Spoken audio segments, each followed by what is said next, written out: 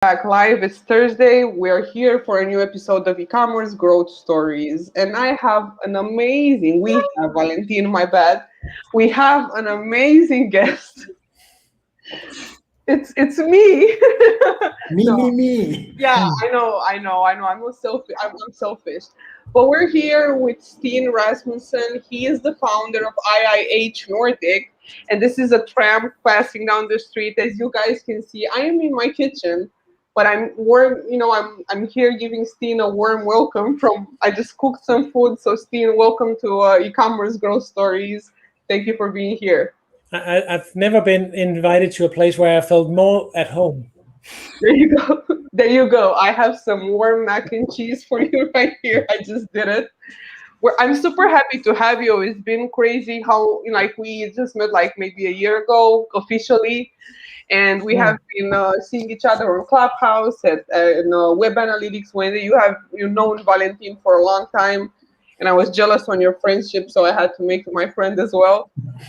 Super happy to have you here. We're always asking people when we start the podcast, how did you get into e-commerce? But in your case, I know you're like the typical. You're not the typical. You're the atypical data guy because you have interest in networking, in socializing, in commercial stuff, in business and marketing. So you're not the typical one. And I want to ask you, how did you get into data and analytics? But it is the classic a guy happening to be at a place at a time, right? So when I studied, I finished university back in 95, and I had a degree in corporate communications, and that was fine. So in 99, I needed to do something else. At that point, I was the head of PR and event for a chain of movie theaters in Copenhagen. So absolutely, yeah, commerce related, not a lot of E in it. We did build their first website, but one of my friends had just started one of the first agencies in Denmark, and I actually moved in as an online copywriter, and that was kind of my introduction to the digital world. But the interesting thing was, over the next couple of years, I started moving into usability. And that was horrible because I had done this master thesis on commerce and business, and what I saw in usability at that point, that I still see in usability, old school, it's like if you make it user friendly, nobody will necessarily buy. So it's the business case for the users, but not for the business, right? So it's in those days, and I think it still is. If you do usability, you're kind of the ambassador for the users, but nobody's the ambassador for the business, and I think that annoyed the hell out of me. Saying that this was because at the end of the day, all these digital activities were an investment. So no matter if you're in e-commerce or whatever you're in, e-commerce is just the purest form and the easiest way to see the return. So we moved in and started working with data, and I started actually the first stuff I did was a lot in the line of content and conversion rate optimization, right? So that's kind of my angle. I remember reading the first white paper back in the days where Brian Eisenberg, that was the first place I came across it, used the term conversion rate optimization. I actually think it was the white paper where they coined the phrase. So it's like we were working with it before that. I was like, oh yeah, this is what we're doing, and it was so simple in those days. I think that's kind of the beauty of it. And this was in 2003 or something. So in that days it was just, yeah, you needed to optimize your conversion rate, and that was big juju back then. It was really amazing being able to, oh yeah, you can improve the conversion rate. Oh my God. So that is how I ended up doing it. Then I moved more into data and more on a general level. And as you know, things just got complicated. Every day we add another layer to the complexity that is online business. It's true, and I remember I know about the white paper that you're talking about because I was shamed some time ago by my friends that I didn't know who Brian Eisenberg is. And I was very shamed for a whole month about that. So now I know it's stuck to my head. I Yeah. always thought that conversion rate optimization was invented by Valentin. Yeah. No, but I think it makes sense. A lot of people that are doing CRO when they're dealing with website conversion and optimization, I think it's a natural switch towards more complicated stuff, Mhm. because it's the whole mentality of experimentation and testing and understanding what happens behind the customer behavior that you see on the website. Yeah. You have to be ridiculously curious to be able to see. And this is an Yeah. You just muted yourself. But okay. So yeah, from my perspective, I think one of the things I've learned by working with conversion rate optimization for a long time is that I think it's a lot more. So right now, my theme of the stuff that I'm working with is very much about data needs context, or it loves context. And one of the things that I found is most of the stuff that we're doing on the website of optimizing flows and changing prices and doing paths and stuff, uh, that is only like a quarter of the stuff that you have to do to optimize your conversion rate. Because very often the main part of the online sale is it's out of your control. So you need to be aware of saying, so I think I've used this example with you before, saying, so you're sitting there and you suddenly your data tells you that, oh my God, our most popular sneakers are not selling anymore. Call in a conversion rate expert, and you call him in and he looks at the data and he looks at the site and say, oh, you have to change this and that, and this button has to move here, and you have to do all this stuff. But the problem is it's because the competitor is running a campaign on your sneaker. Right. So it's such an obvious problem. There's nothing to fix. There's only a thing. Maybe we should tone down our marketing in this period until they run out of money, or we should change the price point. But you cannot fix a market problem without optimization. Right. And if you keep trying to only focus on the data that you have in your bucket, then you're not adapting to the world. You're just trying to force your data to do the stuff that you want it to do. Does that make sense? Well, that's just one part of the thing, right? And the other part is saying what we see also when we say people come and say, "Oh my God, our conversion rate is tanking. You need to fix the design." But then it's like, no, it's because your tech is rubbish. Your site is too slow. There's nothing to fix. It's just because you're in the wrong service, and these customers are actually coming from Norway and they have horrible bandwidth, right? Yeah. So having these dimensions and looking outside just the website, because we have this, this really narrow focus of what we can see on the screen, and this is the entire relations with the customer. I think we need to look outside that and say, what is the context? What is going on? Yeah. Because I think, Valentine, you're sitting and agreeing, or No, I was just wanting to add that context is great, but I think the many data analysts are lacking some of the greatest stack that they have available, which are the questions and the answers from the questions. And recently, we one of our data analysts had an aha moment when he suddenly said, "Come on, what you have here with these freaking questions is more impactful than my whole work in the last 3 weeks." And that happened due to the fact that he could finally understand what was going on after blending the insights from the funnel analysis and the customer journey with answers to some questions. So mainly it was they've blended jobs to be done answers. They've blended the jobs with the qualitative research by understanding who's the ICP, and then with the behavior on the data. And I think that it's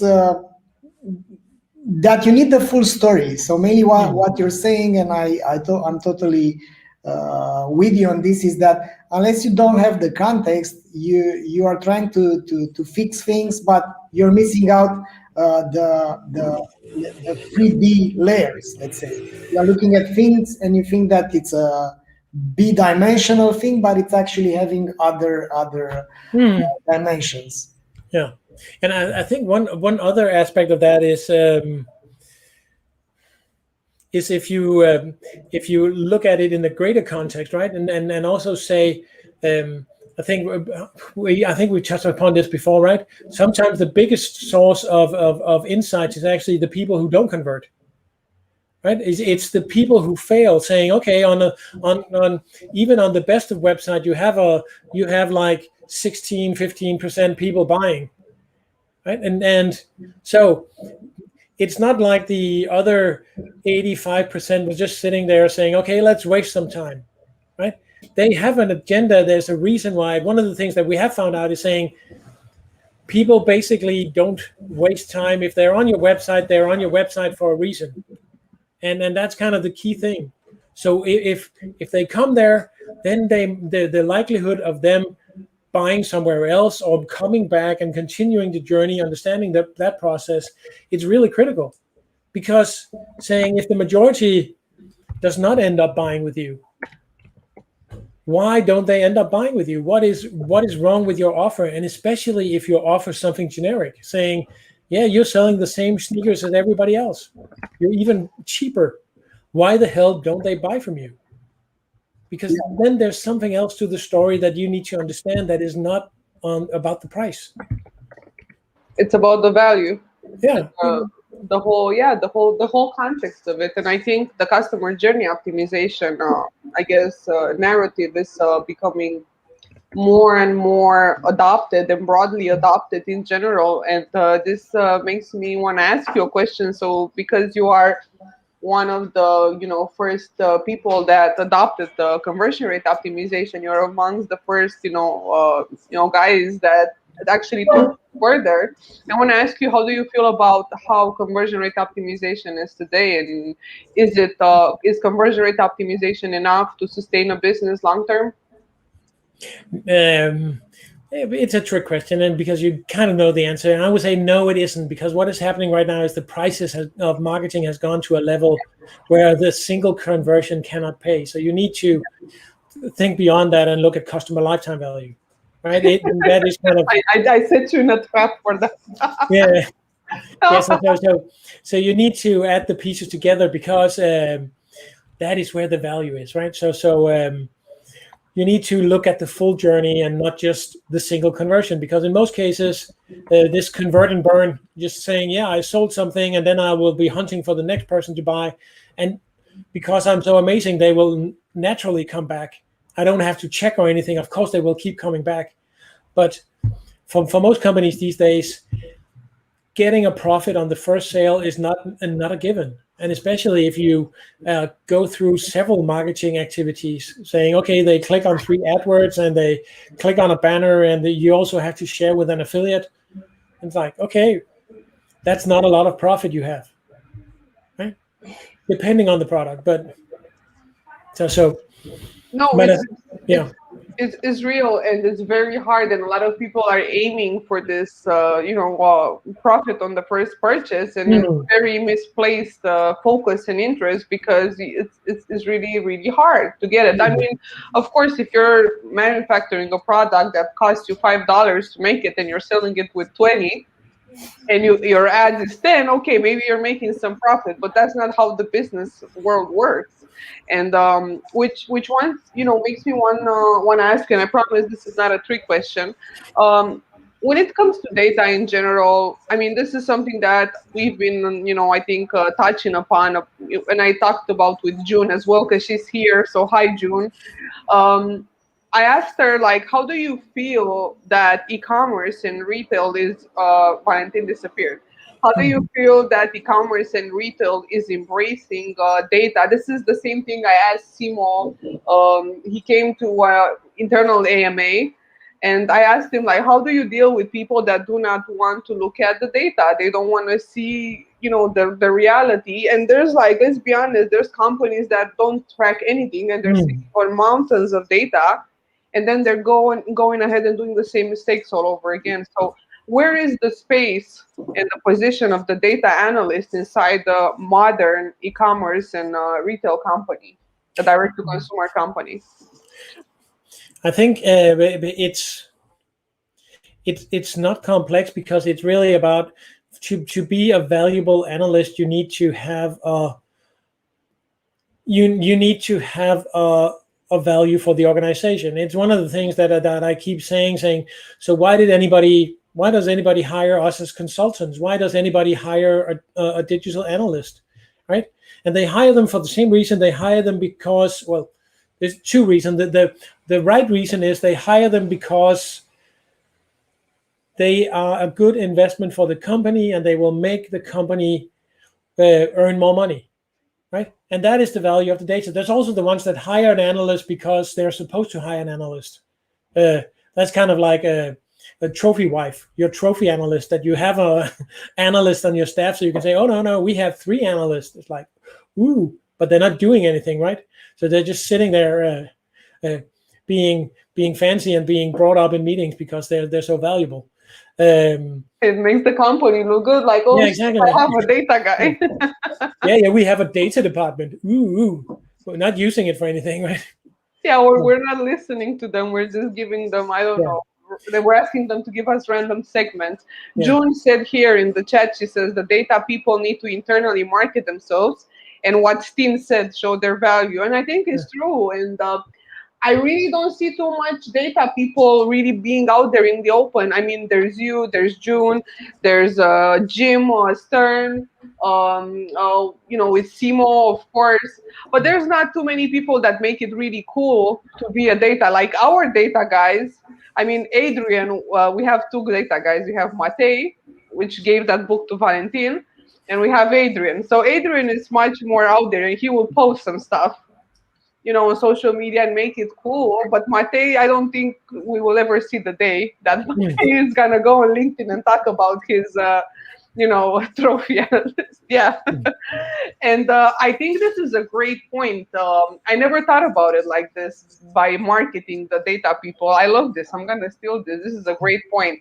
But how do the companies see the value besides the trophy stuff? Like me and Valentin, we are shocked every time we have these calls, and we're coming with data and insights, and we're saying, look, your business is in deep shit. You're losing money. Save yourself. No, we're making money from ads. But yeah, I think part of the problem, and it's actually going back to another thing, it's the naming. Calling somebody a digital analyst, it sounds like you're the accountant, right? So you're just a guy who's going to deliver a report. You're not going to have any opinion about it. This is the numbers of this month. So a large thing, and this is why June and me and other commercial people actually can get to tell a story here, because the story is not about the data, it's about the business, and it's where we overlap, right? So saying, if you have a lot of data and you're not using it for anything, it's not about, so it's not the one who has the most data when he dies who wins. It's the one who have used the data they have best during their lives. Right. So kind of flipping that and saying the naming a digital analyst basically sucks. It should be data-driven business developers, saying it's going in, finding in something to develop the business based on the data. Because analyst is so passive. It's like it's the safest job in any organization, being the analyst, because it's like we said, you have a trophy. You don't have to do anything. You just need to analyze and to send reports, and that's it. No actions about it. Yeah. So when somebody comes and asks you, so what was our bounce rate last week? Hang on for a second. I will do my mojo and magic, and I will conquer this number for you. And it's like, ooh, that is so impressive. Yes, I know. Right? You're not providing any value. Or a treasure hunter, and I have to say something about it. We, like 3-4 years ago, I've been into a meeting with, there were like 3 data analysts, there was our data analysts, there were all the heads of the departments and whatever, and there was a mess over there. And those guys at some point, I mean, our data analysts identified like a huge flaw in how they reported the data, like a thing regarding the an average at an average, and it was a mess. I mean, you couldn't rely on the data. And one of the data analysts over there said, "We that's how we've got the brief to build a report." And he was like justifying it by the fact that the business asked for the report, and he wasn't even bothering to verify this. And I think that's the danger zone for a lot of data analysts, because they are either, let's say, on a routine, the business asks and we deliver, we ship these reports. Tell me how many customers like that did that and that, and the other are from Greece, and that's it. They simply go, they made that query, and that's it. Maybe they do like a nice graph over there or an animated graph in Flourish, but that's it. And I think the job description of them being like treasure hunters or gold diggers or data-driven people, business developers, that could help them, because that new role would help them. But to be honest, a lot of companies, once they reach a level where they afford, they hire an army of people that are not being trained to make the company thrive. They are being trained only to deliver numbers. They throw numbers everywhere, numbers. But yeah, I just came from a meeting with a potential customer, right? And he said he was so tired because they had no alignment on their data. So he had just come from an hour and a half meeting with the marketing and the sales team, and they had basically been presenting. Sales team was presenting numbers based on last click attribution, and marketing team was basically presenting numbers based on first click attribution, and there was no alignment. He was just sitting there, and nobody was in agreement of anything, and all the numbers were different. It was like, so nothing happened. It was just number porn, right? It's like just throwing numbers out there and saying my number is bigger than yours. It doesn't really providing any value, and absolutely nothing actionable.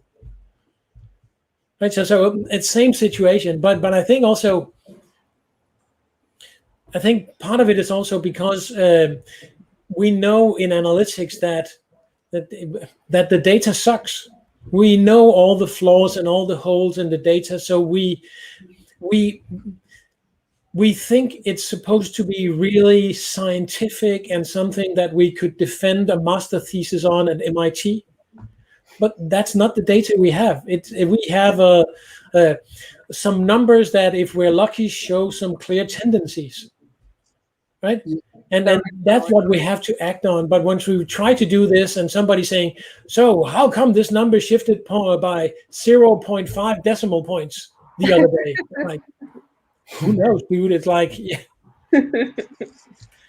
That isn't the point. Because so I think that for me, what I try to teach people, saying, accept that the numbers are always wrong, but they're always equally wrong, so the trends are correct. Yeah. Because so you have this, you find this in meetings. So there's this guy, the cool dude working with emails, right? And you go in and you present your numbers and blah blah blah. We had like 90 people sign up for emails, and he like, hang on, that can't be right. I can only see 72. And then it's like, suddenly it becomes a precision game, and that's not the quality of data we have. It's absolutely not what we can deliver. We can deliver trends saying, yeah, but the trend is that it's upward going, and we're actually doubling our numbers week by week over the last 7 weeks. So what we're doing is right. Not going in and discussing, okay, so who are these 72 people? Who gives a shit? Yeah, who cares, right? You can go, it's cool, Steen. This is how I like you, unleashed. Yeah.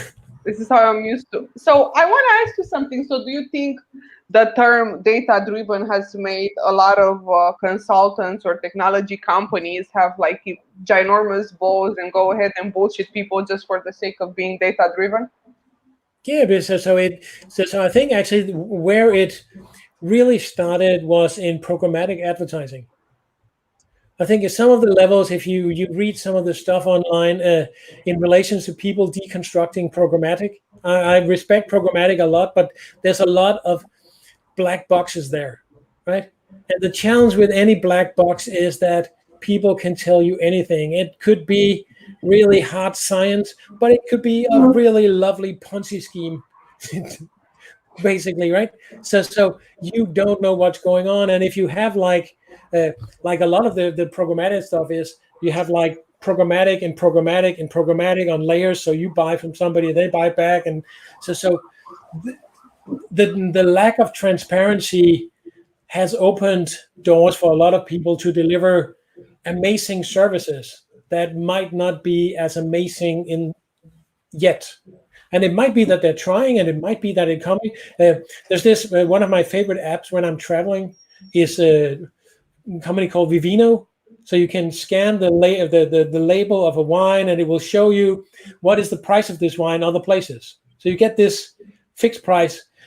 But in the beginning, when they did this, now they have a lot of data, and people are scanning it and entering prices and what they paid for it. In the beginning, it was when you scanned the image, there was a dude sitting trying to Google what the price of this wine was, so he could give you a data. So you get this feeling that this was the service they want to build. They just hadn't built it yet. So the dream was there. It was just a dude in the meantime, while the real dudes were trying to get financing to build the engine. And I think that is the place we are right now. There's a lot of dudes sitting out there where that has been sold by doing amazing stuff, right? And then, honestly, if you're on the client side, and I think actually, now we'll go back to, if you're on the client side, this is really hard to tell. What is a good service? What should I expect? And I see it, and I actually think I talked to I talked to June about it at one point. In relations to, I got distracted because I read the comment, Valentin. So now, so in recruitment, that we have this people who are recruiting people in our sector have a tendency to be goddamn amateurs. I'll put it out there. So they will hire somebody, but they will have no idea how to evaluate their skills, right? So they will hire somebody who comes from another big place that hired somebody because they had something else going for them. So how do you, if you're sitting in HR, or if you're sitting in purchase and going to buy a tool, how do you evaluate a tool that is supposed to solve a problem for you if you have no idea what the problem is to be solved? It's really complicated. So it's like going to a restaurant and the chef comes, you say, yeah, I would like the omelet. Okay. So and the chef comes to your table, say, okay, so how do you usually make your omelets? It's just like, that's not my job, dude. You make me the omelet. And that's kind of the challenge here, that we buy services from the perception that people are able to deliver them. And then they need to show us the money. And I think, now I'm ranting, but we see a lot of clients who have been burned badly by buying tools they didn't understand what they were supposed to do with. And it's partly, could be a wrong tool, could be a wrong team, could be a bad implementation, could be a bad staffing. All these things can turn a tool into a turd. So I think what we see when we talk tools, it's really about training the organization to use it for value.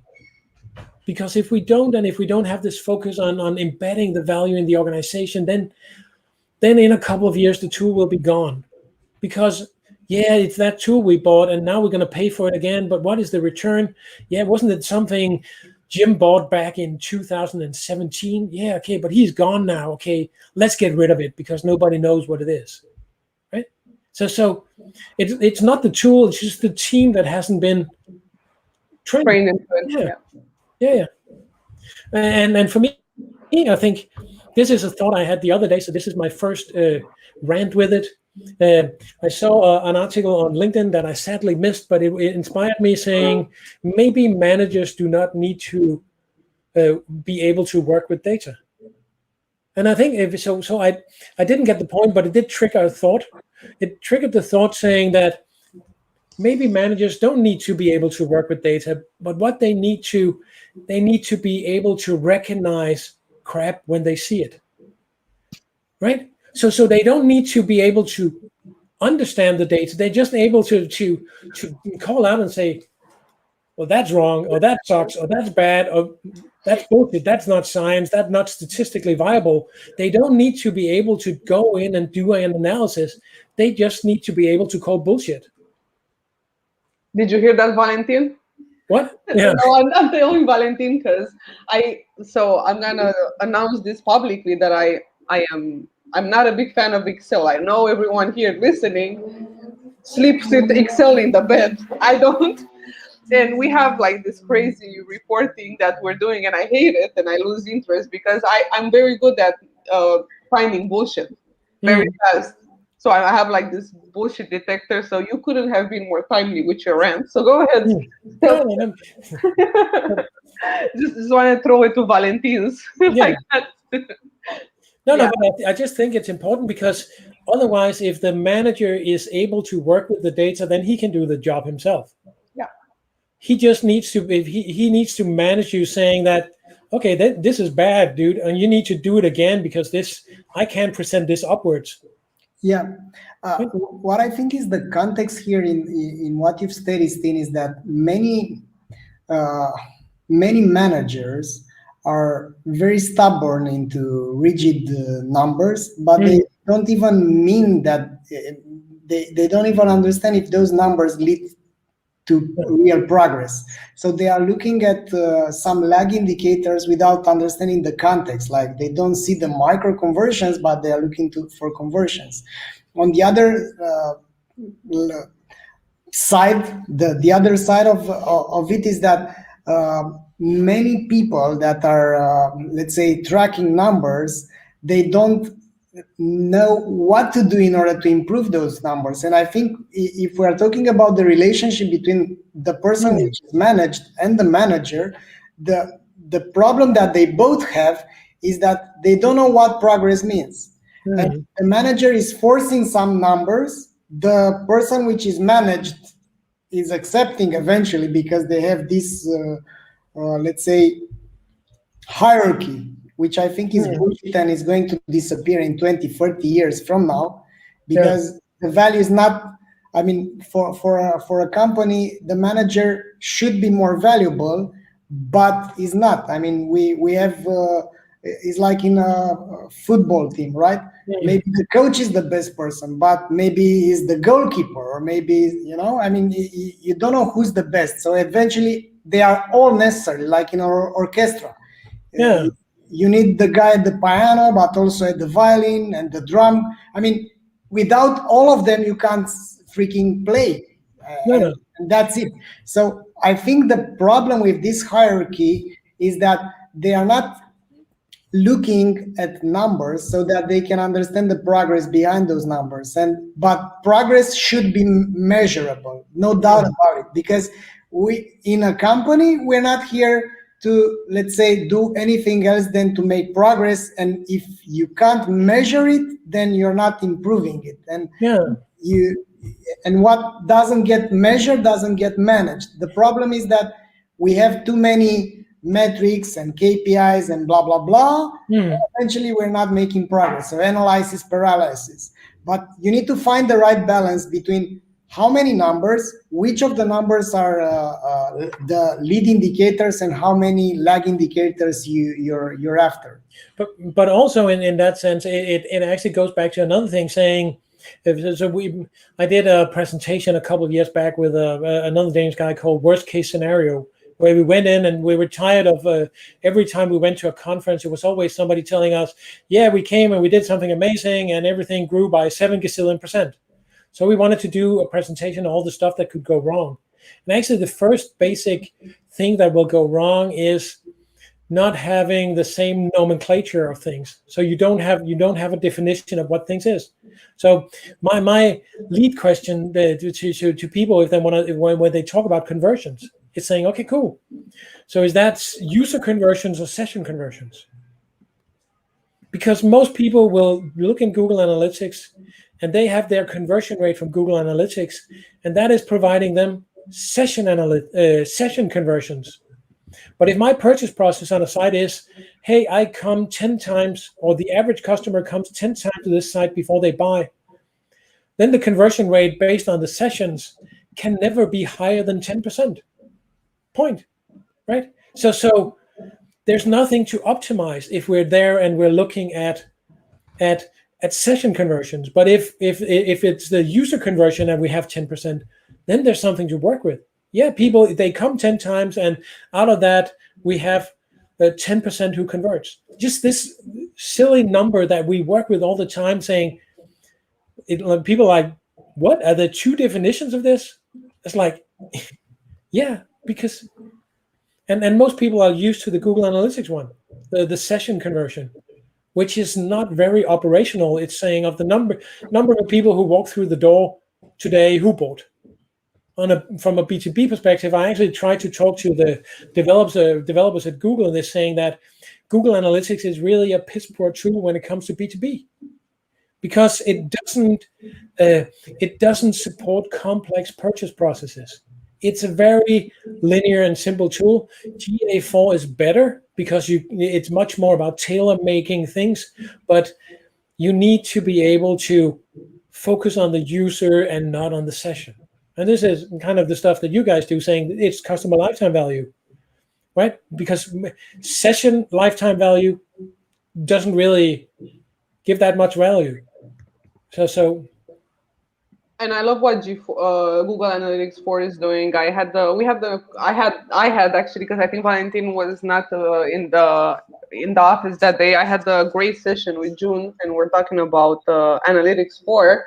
And you gave me a great segue in a conversation. So, I mean, obviously, you know that with Analytics 4, the conversation became, the conversation started around predictive lifetime value and RFM segmentation and netting and, binning and, everything that I like a lot. I don't want to talk about that, though, but I see that, advertising because of what happens with privacy, because of iOS 14.5, because of iOS 15 now with email, a lot of people are misusing and leveraging the concept of predictive customer lifetime value and predicting customer lifetime value. It's a difference there, and I want to ask you, how do you feel? And I'm choosing my words very wisely right now. How do you feel about companies that can claim that they can help you with predicting future customer behavior if they don't have, access to all the data? Because usually this is how we do it. We don't have access to everything, obviously. We have access to post-purchase data, to historical data. So to be able to predict correctly customer lifetime value, you have to mix it with what's happening in analytics. You have to mix it with what's happening post-purchase. And it's a whole combination of data from multiple sources, not foreign data that you have to be able to predict something. Like, it's not something that we just click our hands and drop it out of our software. But then, in e-commerce, if you use like some buzzwords like CLV, predicting CLV, and high order value of customers with high order value, people just get excited. But I don't think there's no one that explained the mechanisms of what predictive customer lifetime value, and they're defying the laws of data science and data analysis. So why don't you just, because there's a lot of people watching on LinkedIn right now, by the way, we got a lot of comments there.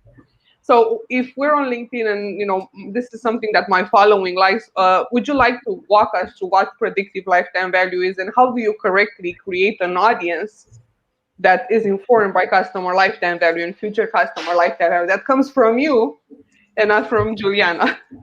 Yeah, so what I think, to break it down first, right? So what we have is historical data that we can try to write forward, and that means that yes, if the predictive part turns into a qualified guess, right? Because we're only looking at the historical data. If we travel back 2 years in time, pre-COVID, and we took all the predictive models in the world and say, okay, what is sales going to look like next year?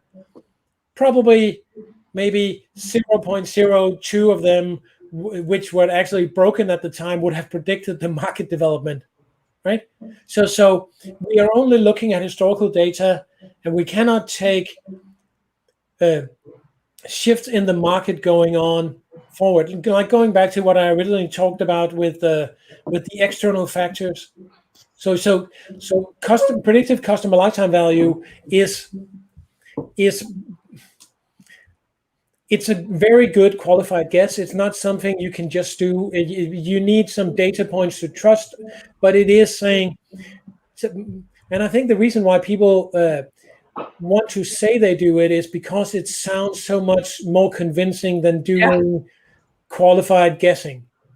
Well, I'm the best qualified guesser in relations to your expected future earning. Doesn't sound really impressive and consultancy, right? So you have this, and it's kind of predictive customer lifetime value right now. It's kind of the new attribution. Everybody talked about attribution, being able to go in and look at the data and break it down and say, yeah, this is exactly how much worth your AdWords is supporting your business. And for me, and then they always use this lovely football analogy saying, yeah, you want to know who played who. It's not about who scored, but how many times the midfielder actually supported the goal scorer. And the challenge is that's nice if you have a closed environment, if your website is living in a bubble that has no outside forces. But in reality, this football game is being played on the deck of an oil tanker sailing in a storm at night in a thunderstorm. So you get these fragments of who has the ball and what's going on. And at the same time, you have like a tennis game going on across the field. No. We've lost you, Steen. Come back. Back. Thank you. We just lost you for a few seconds. Okay, so you missed my entire rant. That's always it. Yeah, no, we were on the tennis court. We were talking about the tennis court. Yeah. It's just saying that attribution. Everybody has been saying attribution is easy, and it's not. It's probably. And now I've been saying attribution is the hardest thing to do, or precise or qualified attribution is the hardest, but I would say predictive CLV is the hardest to do. So it's not something you get out of the box. There's a reason why Google had a attribution tool that you paid for. They bought for a multi-million dollar amount that they pulled from the market because it wasn't precise enough. Right? They couldn't trust their own data. They couldn't sell this tool to anybody else. And now the complexity of this is actually saying, okay, to do predictive customer lifetime value, we actually need to be able to have our attribution layer so we know what the cost of the marketing is. And then on top of that, we're going to predict how you respond to this in the future. Right? So having it in a box, it might be, again, the dude sitting inside the tool being really good at guessing. The manual thing, right? So and it might be that they're absolutely right, because I remember when we started working with some travel agencies, they told us they had a competitor in Sweden. They had this was back in 2002-3, right? He told one of their competitors had a guy in Sweden who was an autist. So he would come in and he would open the papers and he would skim through all the travel ads, and he would afterwards saying, okay, these guys have raised the prices, these guys have lowered the prices. So he would, just by going through the ads, being able to give them a lowdown on what was happening in the market.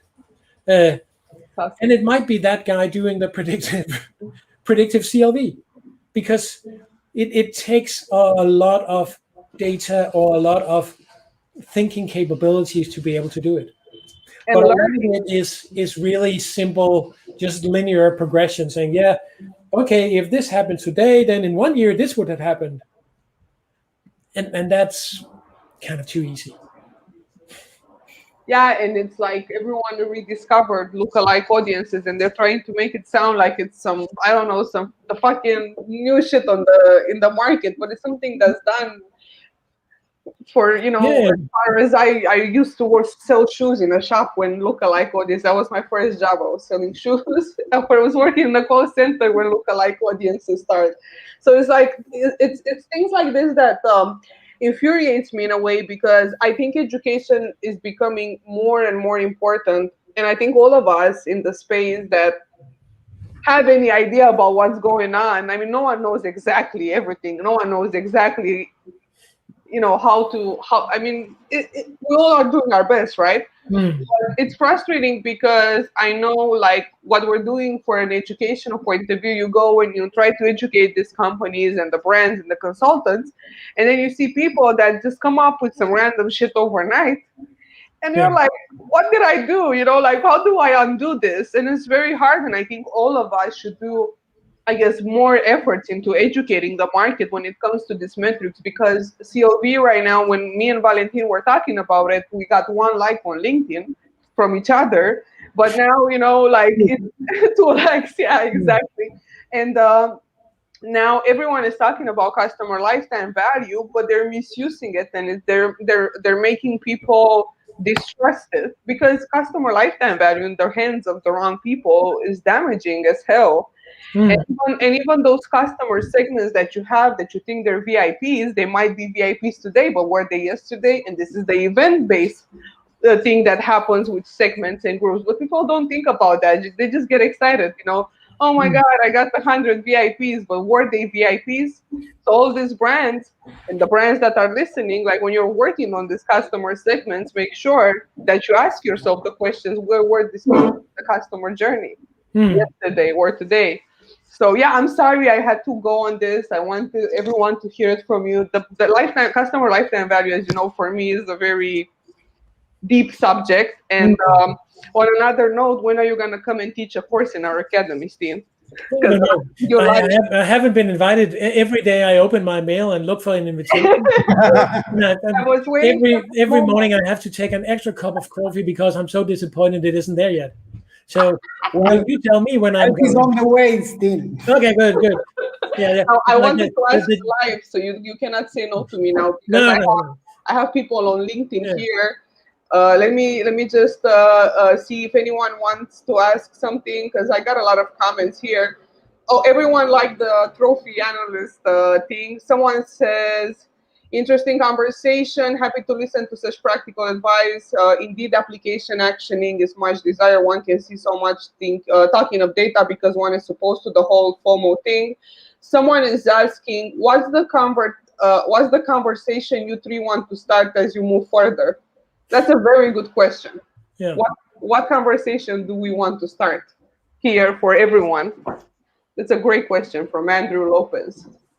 Yep, I think so. So what we all suffer right now, and this is the entire privacy issue, right? And that is kind of the big conversation that we need to have, saying what happens when we have less data, because what is the next step in data? And what I and this is where you might be able to go and do some predictive customer lifetime value. So one of the things that I've been looking into, and this is actually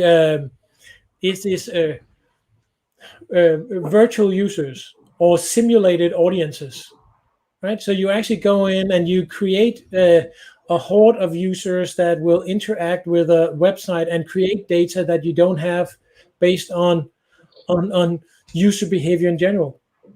So I think this is kind of the next frontier that we need to be pushing, because this is saying then we might be able to actually start doing customer lifetime value in the longer run if we can get the simulated audiences to actually go through scenarios faster, saying, okay, cool, if this is the behavior.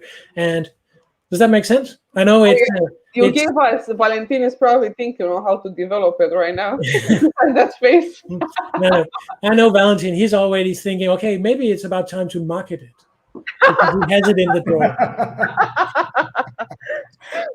No, but it's a great idea because you put something to learn this behavior, so then you know how to tackle it. And I think machine learning is gonna become more and more of a normality when it Yeah. comes to customer journey and customer experience, and maybe then the predictive lifetime value will make sense because even Google says the same thing. Like you need to do it either probabilistically, which is how we do it, and Yeah. then you have to do it through machine learning. And the machine learning part takes a lot of time, and it needs to learn from something to be able to determine things in the future. So, Yeah, yeah. it needs some amount of data. Steen, I want to run something with you. If you think that the market at this moment, the whole landscape of tools and companies and whatever, we all agree that the education is the main problem, and that's because the formal education is far behind what's happening in the real market. A lot of spending managers think that they are marketing managers and e-commerce managers. They throw money at the problems and they switch jobs if they got caught and whatever. So we all know that this happens. And I don't know how you think that the education will look like in I don't know, in 10 years from now. Do you think the formal way of getting trained at the job, spending the money that the company allows, the budget that the company allows you to train with, this is going to be the norm in the future as well? Because I think there are only losers in this game. On one end, the employees are not reaching their full potential because they don't know what to do with the thing. On the other hand, the companies are, let's say, affected because they waste a lot of time into fixing problems, or they simply die. If they are startups, they can't really survive, not mention thriving. And the big companies, they don't even think what they need. I mean, there are a lot of managers that are completely illiterate about the future, and they come up from a different prehistorical reality, but they are there, and they are the hippos which are deciding over this, that, and the other. So I think we live in a broken world at this moment. It's no doubt about it. But and maybe we all agree that education will fix it. But how do you think this is going to be fixed in 10 years from now? I think so. So maybe it might not take 10 years because I think the competitive companies will actually have a massive benefit in the sense that so one of the wonderful things that we've done, right, is we've gone to a 4-day work week. And so people with our age only work 30 hours and get full pay. So the idea is saying that what we do on some Fridays is we have like learning and innovation Fridays where everybody comes together and learn. We're not allowed to work on clients. It's all about learning. And the same idea is saying that if we're able to do the work we're supposed to do on 5 days and 4 days, then some of the companies that we've been talking to is saying they're not going to give the employees the 5th day off. But what they will do is they will make sure they use that day for learning. Because what happens in a lot of organizations is you go out and you spend time and you find an amazing talent and you hire that person. And because you always push that person to deliver, the person no longer becomes the best in the field because there's no time to get updated. There's no time to learn. They burn out. They get outdated. So you fire the person again because they're no longer relevant and you let them go. Right? So I see this as learning built into the job, like you said, but in another way where it's much more systematic because it needs to be built on at least a company level on a common denominator. Right. So what we talk about saying that what is the conversion rate? What is the goals that we're trying to achieve? What is the point of the activities that we're doing? Having that as a shared basis and working from that. And for me, one of the big curses of data and what we've been doing, if we just look back, Valentin, the time that we have known each other now, saying the curse of that period has been the same.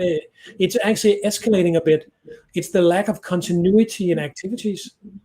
That we're always trying new stuff. We're changing the data model. We're changing the setup. We're changing all this shit all the time.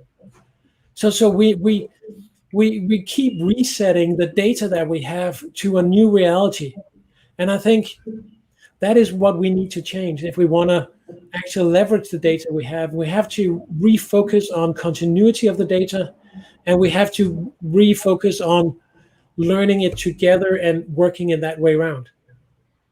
That was very vote Steen. No, it was very deep. It was very deep because you're right. We never take time in our lives to analyze what's happening to us, and we're always trying to change stuff and improve. But sometimes the lesson is in the things that we, set to the side, with us to the side, because we want always new data. We want to, like in politics, right? Yeah, but we get this idea saying that, I think for all of us, every time we wake up, we find out, shit, the world is more complicated than we thought when we went to bed.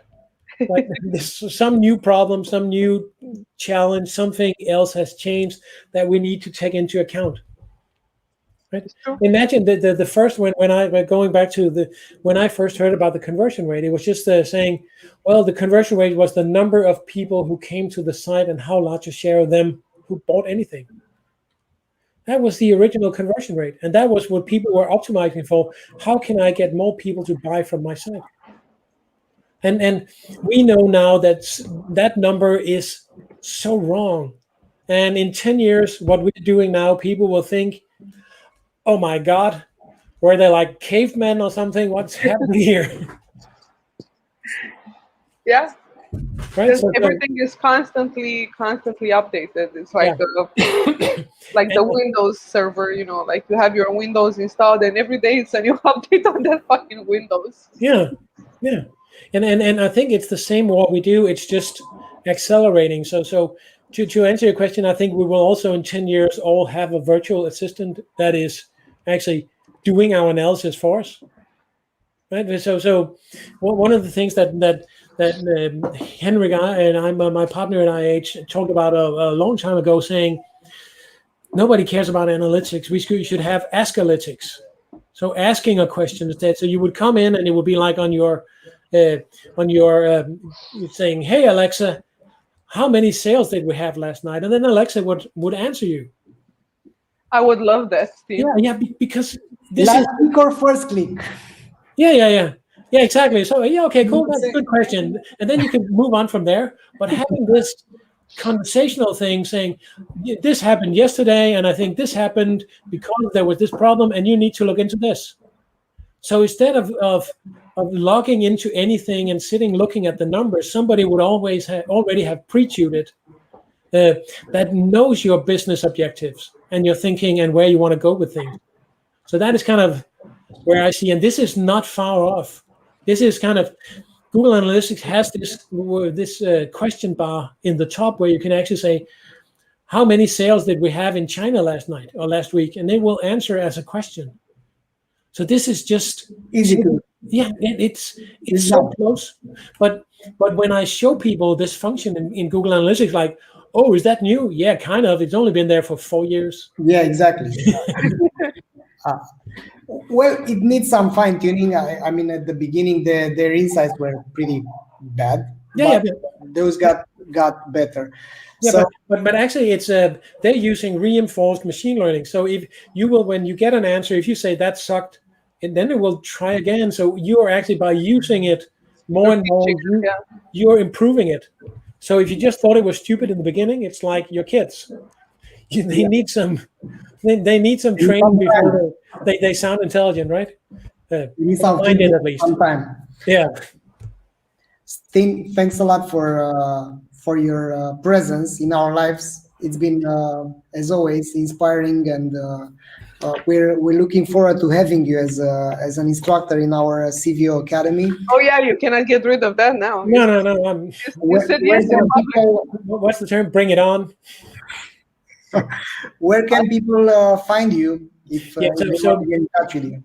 I'm kind of a LinkedIn person, so that is probably the best place to follow me. Yeah, this kind of back in the days, I decided that LinkedIn was my weapon of choice, and I'm kind of staying there for now. So Excellent. This is hook up with me or follow me on LinkedIn, and I will try to share whatever I come across as entertaining.